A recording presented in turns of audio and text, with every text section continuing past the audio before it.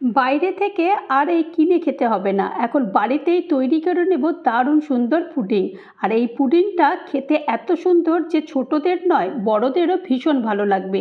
আর এটা মাত্র ঘরের উপকরণ দিয়েই তৈরি হয়ে যাবে, এই 3-4টে উপকরণ দিয়েই তৈরি হয়ে যাবে দারুণ স্বাদের এই পুডিংটা। নমস্কার বন্ধুরা, আমার রান্নাঘরে সবাইকে স্বাগত। এই পুডিংটা বানানোর জন্য প্রথমেই আমি একটা কেক টিন নিয়ে নিয়েছি।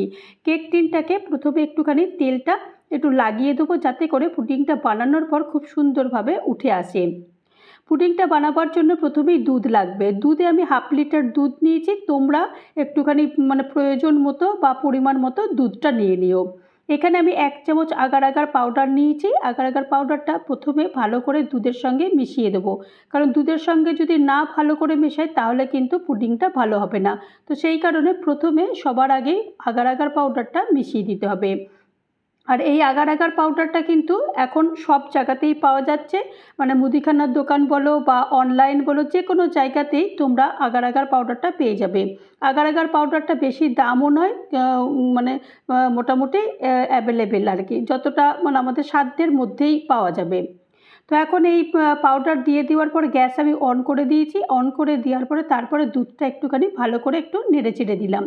নেড়েচেড়ে দেওয়ার পরে তারপরে আমি এখানে 1 কাপ মতো আমি এখানে ডার্ক চকলেট এর আগে থেকেই গ্রেট করে রেখেছিলাম, সেই গ্রেট করে রাখা ডার্ক চকলেট দিয়ে দিয়েছি। ডার্ক চকলেট দিয়ে দিলে এটা দারুণ সুন্দর খেতে হয়। আর একটু মিষ্টির জন্য এখানে 1/2 কাপ মতো আমি এখানে চিনি দিয়েছি। চিনিটা যদি তোমরা কম খাও তাহলে কিন্তু চিনিটার পরিমাণটা তোমরা একটু কম বেশি করে নিতে পারো। অনেকেই হয়তো একদমই চিনি খায় না, তো সেই কারণে চিনিটা না দিলেও চলবে, কিন্তু আমার মনে হলো একটু চিনি না দিলে ভালো লাগবে না, তো সেই কারণে আমি এখানে 1/2 কাপ মতো চিনি দিয়েছি। চিনিটা দেওয়ার পরে এবার এটাকে ভালো করে নাড়বো, যতক্ষণ না একটুখানি ঘন হয় ততক্ষণ পর্যন্ত এইভাবে বেশ ভালো করেই নাড়বো।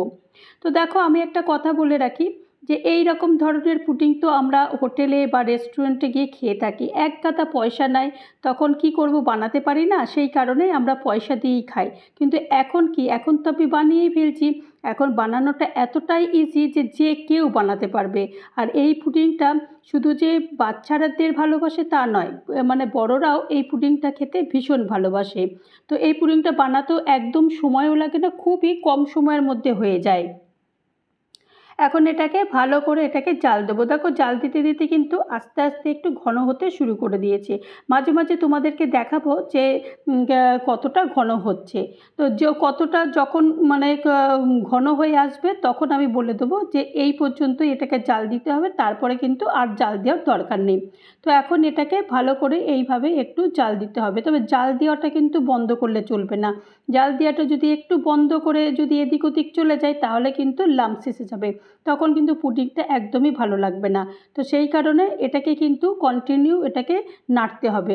আর দেখো, এখন কিন্তু অনেকটাই আস্তে আস্তে কিন্তু ঘন হতে শুরু করে দিয়েছে। এই রকমভাবেই যখন বেশ একটু ঘন মতো হয়ে যাবে তখন কি করতে হবে, তখন না গ্যাসটাকে অফ করে দিতে হবে। গ্যাসটা অফ করে দেওয়ার পরে তারপরেও এটাকে মোটামুটি জাল দিতে হবে, কারণ সসপ্যানটাও ভীষণ গরম রয়েছে। আর এই যে লিকুইড, যেটা চকলেট লিকুইড, সেটাও কিন্তু বেশ ভালো গরম রয়েছে। তো যতক্ষণ পর্যন্ত না একটু মোটামুটি রুম টেম্পারেচারে না আসে ততক্ষণ পর্যন্ত এটা আমি গ্যাসটা অফ করে এভাবে জাল দিয়েছি। এখন অনেকটা মোটামুটি একটুখানি ঠান্ডা হয়েছে বা রুম টেম্পারেচারে একটু এসেছে, তো সেই কারণে আমি এটাকে এখন এই কেক টিনের মধ্যে পুরোটাই এখন ঢেলে দিয়েছি। এটাকে আমি এখন সেট করবার জন্য রেখে দেবো। এই 1 ঘন্টার জন্য আমি এটাকে এইভাবেই রুম টেম্পারেচারের এখানেই রেখে দেবো। রেখে দেওয়ার পরে তারপরে যখন এটা সেট হয়ে যাবে তখন আমি ফ্রিজে রাখবো, কারণ যে কোনো পুডিং বা ডেজার্ট একটু ঠান্ডা ঠান্ডা না হলে ভাল লাগবে না। তো ফ্রিজ থেকে আমি বার করে এনেছি, বার করে আনার পরে তারপরে এটাকে ভালো করে একটুখানি সাইডগুলো একটুখানি কেটে নিচ্ছি খুন্তি দিয়ে, কারণ সাইডগুলো যদি একটুখানি ভালো করে যদি না কাটি তাহলে কিন্তু হয়তো পুডিংটা কেটে যেতে পারে বা ভেঙে যেতে পারে। তো সেই কারণে এটা একটু খুব সাবধানে এটাকে করে নিতে হবে। আর এখন এটাকে একটুখানি ডিমোল্ড করে দেবো। ডিমোল্ড করে দেওয়ার পরে দেখো খুব তাড়াতাড়ি এটা বেরিয়ে যায়। এটা এত সুন্দর না, বললাম না, বানাতে একটুও সময় লাগবে না। ঘরের মধ্যে যদি একটুখানি চকলেট থেকে থাকে তা তোমরা এটা অনায়াসেই এটা বানিয়ে নিতে পারো। এটা বানাতে একদমই সময় লাগে না। এই 10 থেকে 15 মিনিটের মধ্যে কিন্তু এই ডেজার্টটা তৈরি হয়ে যায়। তো আশা করি তোমাদের এই রেসিপিটা ভীষণ ভালো লেগেছে। তো তৈরি হয়ে গেল আমার চকলেট পুডিং। এই চকলেট পুডিংয়ের রেসিপি যদি তোমাদের কারোর ভালো লাগে তাহলে অবশ্যই একটা লাইক করো, কমেন্ট করো, পারলে আমার চ্যানেলটা সাবস্ক্রাইব করে আমার পাশে থেকো। আর যারা নতুন বন্ধু হয়ে আমার চ্যানেলে ভিজিট করেছে তাদেরকে অজস্র ধন্যবাদ। ভালো থেকো, নমস্কার।